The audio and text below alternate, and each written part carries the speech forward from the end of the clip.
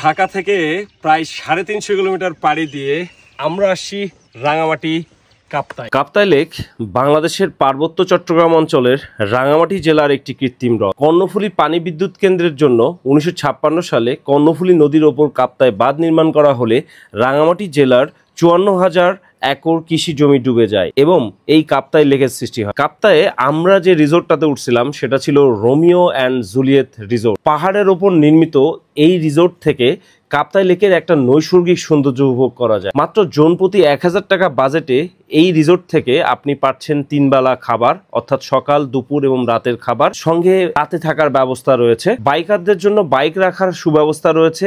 কাপ্তাই লেকে আনলিমিটেড গোসল করার সুযোগ পাচ্ছেন এবং সঙ্গে পাচ্ছেন প্রাণ ও প্রকৃতির ছোঁয়া। সকালের ব্রেকফাস্ট চলছে আমাদের খিচুড়ি এবং ডিম ভাজি। পাহাড়ের মধ্যে একেবারে ন্যাচারাল একটা খাবার আমরা খাচ্ছি। খিচুড়ি ভালো, কিন্তু মরিচের ঝাল নেই। আছে টমেটো, এই পাশে আছে চিংড়ি মাছ, এই পাশে হচ্ছে কলমি শাক, চাপিলা ফ্রাই, এই পাশে টমেটো সালাদ, আর এই পাশে চানাচুর, পেঁয়াজ আছে, টমেটো আছে। এটা ছিল আমাদের কটেজ। এখানে কিন্তু সুন্দর দোলনার ব্যবস্থা আছে, বসে আড্ডা দেওয়ার ব্যবস্থা আছে, পড হাউস আছে, টোটাল 3টা পড হাউস আছে। অসাধারণ একটা পরিবেশ এবং খুব কোয়ালিটি টাইম এক্সপেরিয়েন্স করতেছি আমরা। এখন গোসল করব, গোসল হবে। আমরা আছি আসাম বস্তি কাপ্তাই রাঙামাটি লিংক রোডের এখানেই মিলাছড়ি লাস্ট মাথার দিকে একবারে নদীর পারে আমাদের রিসোর্টটা আর কি।